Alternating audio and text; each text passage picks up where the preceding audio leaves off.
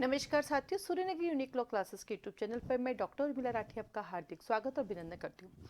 आप सबका favourite RJs या मैं यूँ कहूँ पूरे इंडिया का फेवरेट है आरजेस। आरजेस की वैकेंसी आने में कितना लगेगा समय, आइए चर्चा करते हैं। क्या है इसका सिलेबस, उस पर चर्चा करते हैं। साथ ही साथ क्या एज लिमिट होगी, आने वाले दिनों में किस किस को बेनिफिट मिलेगा, और उसके साथ ही साथ सूर्यनगरी यूनिक लॉ क्लासेस में आरजेस के जो न्यू कोर्सेज स्टार्ट हो रहे हैं उनके बारे में आइए चर्चा करते हैं। तो स्टार्ट करते हैं आरजेस के बारे में। सबसे पहले आप सबका एक ही है कि आरजेएस की वैकेंसी कब तक आएगी। देखिए, आरजेएस की वैकेंसी तो हम 2 साल से कह रहे आ ही रही है, लेकिन अकॉर्डिंग टू इन दिनों जो इन्फॉर्मेशन है, हो सकता है आरजेएस की वैकेंसी हरियाणा के एग्ज़ाम होने के बाद आए, हो सकता है, ऐसा सुनने में आ रहे हैं। हो सकता है आज ही आ जाए, लेकिन अभी जो इन्फॉर्मेशन है वो यही है कि लगभग हरियाणा के एग्ज़ाम के बाद यानी मार्च तक आने की संभावना है। अब आता है आरजेएस का सिलेबस क्या। आइए एक छोटी सी झलक देखते हैं आरजेएस के सिलेबस की। IPC, CrPC. अब आपका सवाल आ रहा है कि आने वाले आरजेएस में मैम हम नए एक्ट पढ़ेंगे या पुराने, क्योंकि ये एक्ट की संभावना है ये अप्लाई होने वाले हैं अब जनवरी में। तो आपके पास एक डाउट है कि क्या नए जो आरजेएस आएगा उसमें हम क्या पढ़ेंगे। देखिए, अगर मेरी बात बताऊं कि क्या होगा तो मैं आपको बता रही हूँ पुरानी आईपीसी ही आएगी, पुराना सीआरपीसी ही आएगा और पुराना एविडेंस ही आएगा, क्योंकि एकदम से लागू होते उसको अप्लाई करना किसी की बस की बात नहीं होती है ना। तो इसलिए आप देखिएगा पुराना ही आएगा इस साल जो वैकेंसी है, और क्योंकि इसको अप्लाई होने में भी धीरे धीरे समय लगेगा, तो हर एक चीज़ का समय होता है, तो पुराने ही आएंगे। तो इसके अंदर आईपीसी सीआरपीसी एविडेंस है। फिर आता आपके क्रिमिनल के अंदर सिलेबस हर बार बढ़ता है। पुराना जो सिलेबस था लास्ट 2000 की जो वैकेंसी थी 20 की, जो 2021 में हुआ था एग्जाम, उसकी बात करेंगे तो एविडेंस हो गया। फिर अपने पास क्रिमिनल के अंदर जेजे एक्ट है, एनआई एक्ट है ना, राजस्थान में अभी तक चैप्टर नंबर 70 नहीं, पूरा नहीं है। फिर आता है डोमेस्टिक वायलेंस एक्ट, पीडब्ल्यूटीवी एक्ट है।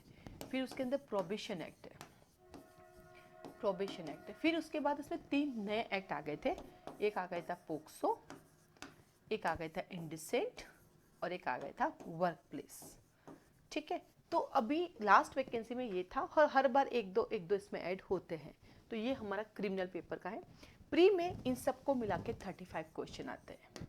ठीक है, प्री के अंदर इन सबको मिला के 35 क्वेश्चन आते हैं, और मेन के अंदर हमारा ये वाला रहता है। राजस्थान में ऐसा कोई डिफाइन नहीं किया गया है कि सीआरपीसी में से कितने क्वेश्चन आएंगे, सीपीसी में से कितने, ऐसा डिफाइन नहीं है जैसा कि आपके एमपी में किया हुआ, वैसे नहीं है। हाँ, राजस्थान एडीजी के अंदर डिफाइन किया गया है कि किस में से कितने क्वेश्चन आएंगे, ये एडीजी में डिफाइन किया हुआ है। देन चलते हैं सिविल के पास, तो उसमें सीपीसी है हमारे पास, टीपी है हमारे पास, कॉन्ट्रैक्ट है, कॉन्स्टिट्यूशन है, फिर एसआरए है हमारे पास, लिमिटेशन है। ठीक है, देन रेंट कंट्रोल एक्ट है, देन इंटरप्रिटेशन है, इंटरप्रिटेशन है। तो इतने हमारे पास सिविल के लॉ है। इन सबको मिला के भी हमारे पास 35 क्वेश्चन आते हैं।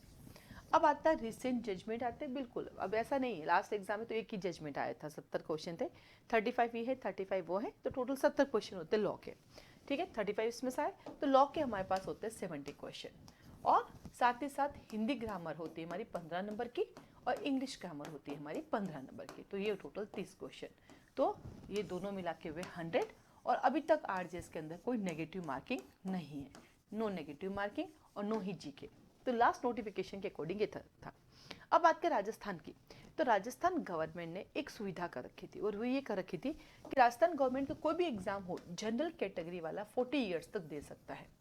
General category 40 years. यदि मैं बात करूँ जनरल मेल पर्सन की, तो जनरल मेल पर्सन जो है राजस्थान जुडिशरी के अंदर 40 ईयर्स तक एग्जाम दे सकता है। यानी पूरे इंडिया के आप जितने भी जनरल मेल है, आप 40 ईयर्स तक राजस्थान का एग्जाम दे सकते हैं। आरजेएस नहीं कह रही हूँ मैं, राजस्थान के हर एग्जाम, तो आरजेएस भी राजस्थान का एग्जाम है, तो ये राजस्थान गवर्नमेंट की पॉलिसी है, ना कि हाई कोर्ट की। तो राजस्थान गवर्नमेंट ने कर रखा है कि राजस्थान के जो भी एग्जाम होंगे जनरल मेल 40 साल तक दे सकते हैं। तो फीमेल को उसका एक्स्ट्रा मिलेगा, तो 5 साल मिल गया।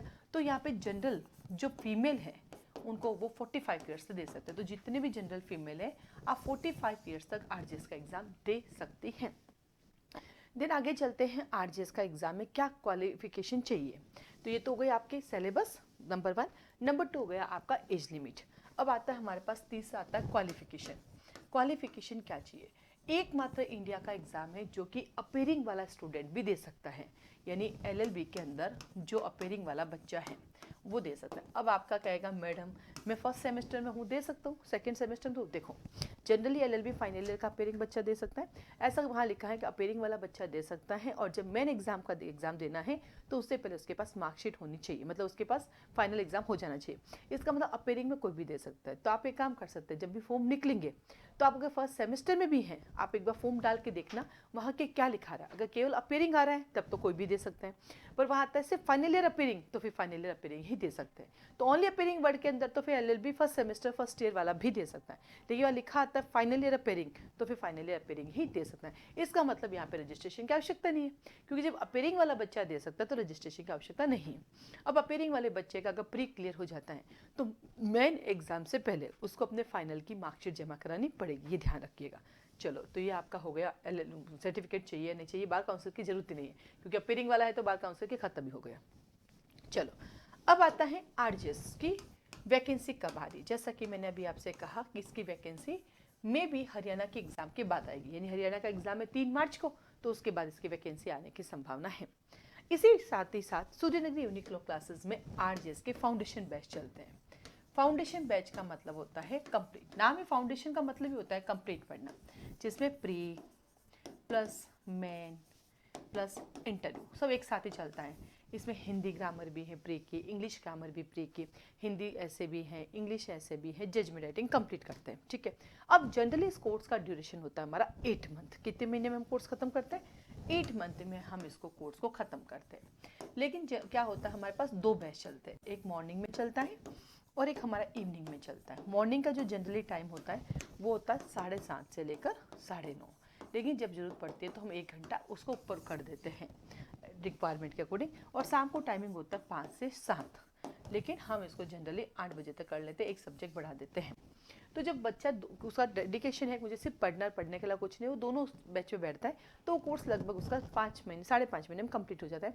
आराम से पढ़ाते हैं, धीरे धीरे पढ़ाते हैं, एक एक लाइन पढ़ाते हैं। अभी हाल ही में एक लाइव क्लास की मैंने रिकॉर्डिंग डाली थी, जब मैंने आर्टिकल 13 पढ़ाया था कि हम कैसे लाइव पढ़ाते हैं, वो भी बताया। इसी के साथ ही साथ 2023-24 से हम लोगों ने रिकॉर्डिंग भी स्टार्ट कर दी। 6 साल तक मैंने कोई रिकॉर्डिंग क्लासेस नहीं दी, लेकिन अभी हमने रिकॉर्डेड भी स्टार्ट कर दिया, यानी जो लाइव क्लासेस है वो रिकॉर्ड भी हो रही है। किसी दिन आपकी क्लास छूट जाती है, आप उसको देख सकते हैं। तो जितना ड्यूरेशन आपका कोर्स का रहेगा तब तक वो रिकॉर्डिंग आपके पास रहेगी, और आप हर रिकॉर्डिंग को 5 बार देख सकते हैं। वो रिकॉर्डिंग जो आपकी होगी, जनरली हमारे पास जो पहले वाला ऐप है उसमें सिर्फ मोबाइल में चलती है, बट हमने एक नया ऐप बना दिया, अब उसमें मोबाइल और लैपटॉप दोनों में चल सकती है, और आप ही के मोबाइल और लैपटॉप पे चलेगी, किसी और में नहीं चलेगी। जो एक बार रजिस्टर्ड होगा उसी में ही चलेगी, दूसरे में चलते आप आउट हो जाओगे। और एक रिकॉर्डिंग को आप 5 बार देख सकते हैं, कोर्स के ड्यूरेशन तक वो रिकॉर्डिंग आपके पास रहेगी। ऐसा हमने पूरा इसको ड्राफ्ट किया है। तो उससे फ़ायदा ये है कि आप दोबारा भी सुन सकते हो, किसी दिन छूट गया तो कर सकते हो। पढ़ाने का पैटर्न मैं आपको बताती हूँ, क्योंकि मैं एग्जाम देती रहती हूँ, मैं अपडेट होती रहती हूँ। अभी अभी मैं हायर जुडिशरी देख के आई तो मुझे नए पैटर्न समझ में आए। मैंने यूट्यूब पे भी कई शॉर्ट्स बनाती हूँ जिसमें जजेस के बारे में बताती हूँ, किसमें कितने जज थे, जस्टिस मैन कौन थे, वो सब भी आपको एग्जाम में देखने को मिलता है। तो हमारे पढ़ाने का जो वे होता है, नंबर 1 हम बैरक को पढ़ते हैं, क्योंकि हम बैरक को छोड़ नहीं सकते, कानून को अपनी भाषा में बदल नहीं सकते। फिर बैरक के अंदर जो भी उसके की पॉइंट्स बनाते हैं, उसके डायग्राम बनाते हैं।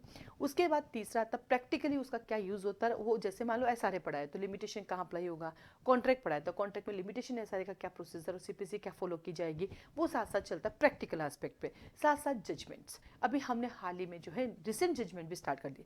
जो लीडिंग है वो तो है ये 2023 में क्या आया, 2022 में क्या है, उनको भी हमने लिखाना शुरू कर दिया, ताकि हम चाहते हैं कि जब हम लॉ प्री पढ़ाए तो प्री के साथ ही मेन की तैयारी कराते हैं, क्योंकि बाद में कुछ नहीं होता है। जैसे मान लीजिए अगर मैंने आपको सेक्शन नंबर 41 सीआरपीसी पढ़ाया, तो 41 सीआरपीसी जो होगा वो pre plus main plus inter तीनों पॉइंटों से पढ़ाया जाएगा। आपको डे बाय डे लिखना है, और एवरी सैटरडे आपके पास जो पेपर आएगा उसमें प्री के क्वेश्चंस भी होंगे, मेन के क्वेश्चंस भी होंगे। फाउंडेशन का नाम यही होता है, pre plus main plus interview, ये लॉन्ग टर्म बैच होता है। तो ये आप ज्वाइन कर सकते हैं। अब आपका आता है सवाल कि क्या मैडम मैं जज बन सकती हूँ, क्या मैं आपकी कोचिंग ज्वाइन करूँगी तो मुझे अब जज बना दोगे, पक्का है? देखिए बेटा, हमारा काम मेहनत करना है, मैं आप पर मेहनत करूँगी, आप अपने आप पर मेहनत करोगे। आपका जज बनना या नहीं बनना, या मेरे द्वारा जज बनाना नहीं बनाना, ना तो आपके हाथ में ना मेरे हाथ में। हर एक इंस्टीट्यूट के अंदर 1000 बच्चे पढ़ते हैं, हमारे पास तो बहुत कम बच्चे होते हैं, 40 50 60 70 100 बच्चे होते हैं लास्ट, और उनमें से हम अच्छा सिलेक्शन देते हैं, और टॉपर भी देते हैं, सेकंड टॉपर भी देते हैं, टॉप 10 में भी आते हैं। लेकिन जहाँ पर हजारों बच्चे हैं वहाँ पर भी सिलेक्शन तो सैकड़ों का ही होता है, सैकड़ों का भी नहीं होता है। आप देखिएगा उनका रिजल्ट 100 भी नहीं होते। अगर 500 की वैकेंसी है तो 115 बच्चे हैं, लेकिन जब 120 की वैकेंसी वहाँ 100 उनके पास है ही नहीं, किसी के पास भी नहीं है। पॉसिबल ही नहीं है, किसी के लिए भी नहीं है, क्योंकि बच्चे तो 1000 पढ़ रहे थे। तो अगले पल की ही किसी की गारंटी नहीं है कि मैं जीऊँगी या मैं मरूँगी। मेरे फादर, हम लोग घूमने गए थे और रेलवे स्टेशन पे जब हम उतरे, चक्कर आया, 1:20 को हम रेलवे स्टेशन पे उतरे, 2:20 को चले गए, जबकि हम तो 10 डेज़ के लिए रहने के लिए गए थे, हमें क्या पता ऐसा कुछ हो जाए।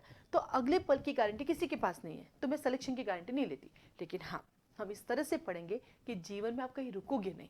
आज मेरे यहाँ कोचिंग में पढ़े हुए बच्चे सेलेक्ट भी हुए हैं, टॉपर भी आए, सेकंड टॉपर भी आए हैं, अपने जगह भी बनाई है जुडिशरी के अंदर, एपीओ भी बने हैं, जेएलओ भी बने हैं। और डेस्टिनी ने साथ नहीं दिया, मेहनत में कमी नहीं थी, मेहनत में कमी होती तो कोचिंग नहीं चला रहे होते, लेकिन डेस्टिनी ने साथ दिया तो आज वो पढ़ा रहे और अच्छा कमा भी रहे। तो हर क्राइटेरियम पर आप घर पे नहीं बैठेंगे, ये गारंटी है। किसी न किसी फील्ड में काम करेंगे, नहीं तो एक अच्छी वकालत करेंगे। क्यों? क्योंकि आपका बेस मजबूत होगा, आपकी एक एक लाइन आपके हाथ में होगी। तो ये हम लोगों का टारगेट रहता है। अब आता है इसका फीस स्ट्रक्चर क्या है, फीस कैसे पे की जा सकती है।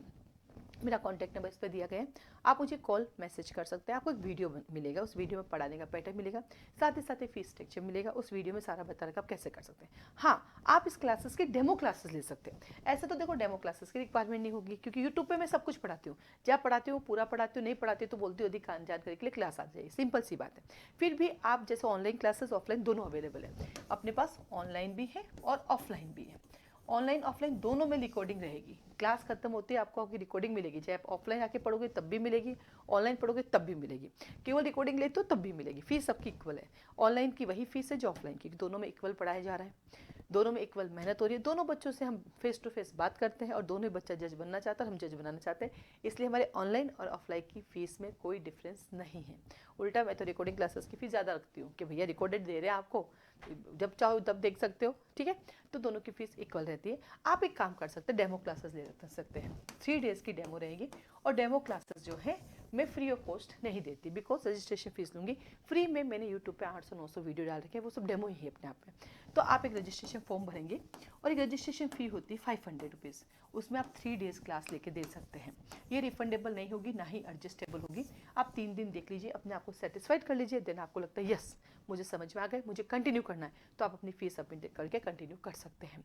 ये रजिस्ट्रेशन फॉर्म कैसे भरा जाएगा, कैसे डेमो ले सकते हैं, आपको हम झूम ऐप पर पढ़ाते हैं, तो झूम की आपको आईडी कैसे मिलेगी, झूम का पासवर्ड कैसे मिलेगा, इन सब के लिए आपको मेरा नंबर दे रखा है इसके अंदर 9950574460। ठीक है, ये हमारे पास नंबर है, आप इस पर कॉल मैसेज करेंगे, आपको एक फॉर्म मिलेगा, वो फॉर्म भरना है आपको डेमो क्लासेस का, और आपको एक बार कोड मिलेगा, फीस सबमिट करेंगे। जैसे ही करेंगे वैसे ही जो है हम आपको आईडी पासवर्ड दे देंगे। तो हम लोगों का जो नया बैच स्टार्ट हो रहा है वो हो रहा है 15 जून को। 15 जून को हमारा 15 जनवरी को हमारा नया बैच स्टार्ट हो रहा है, और टाइमिंग है मॉर्निंग में 7:30। हम लोग क्या हुआ कि करने वाले थे, नया बैच जो है हमारा वो शुरू करने वाले थे, नई वाली आईपीसी सीआरपीसी एविडेंस जो है हमारी, उससे कर रहे थे, भारतीय साक्ष्य अधिनियम, भारतीय न्याय संहिता से करने वाले थे, लेकिन वो अप्लाई होने का कुछ पता नहीं चल रहा। लेकिन जिस दिन भी हम अप्लाई पढ़ाएंगे, तीनों हम इससे साथ पढ़ाएंगे। तो फिलहाल हम लोग सीपीसी से स्टार्ट कर रहे हैं, क्योंकि कंटिन्यू तो करना ही है, सीपीसी करें। इस बीच जैसे ही हमें पता चलेगा वो तीनों अप्लाई हो रही है कि नहीं हो रही है, तो हम इवनिंग में बैच स्टार्ट कर देंगे। अगर पूरा नहीं आती है तो पूरा नहीं पढ़ाएंगे, नहीं आती तो नहीं पढ़ाएंगे। मान लीजिए आप दोनों पढ़ना चाहते हैं तो दोनों की अलग अलग फीस लगेगी, क्योंकि मुझे दोनों में मेहनत तो करनी है। तो आप अपना चॉइस ले सकते हैं, आपको सिर्फ नहीं पढ़नी तो नए के हिसाब से इस बैच में आपका एडजस्टमेंट होगा, पुरानी पढ़नी तो पुराने के हिसाब से इस बैच की फीस है। लेकिन अगर आपको दोनों ही पढ़नी तो फिर दोनों की फी आपको पे करनी पड़ेगी, क्योंकि दोनों ही पढ़ाना होता है ना। तो हम लोग यहाँ पे शुरू कर रहे हैं सीपीसी से।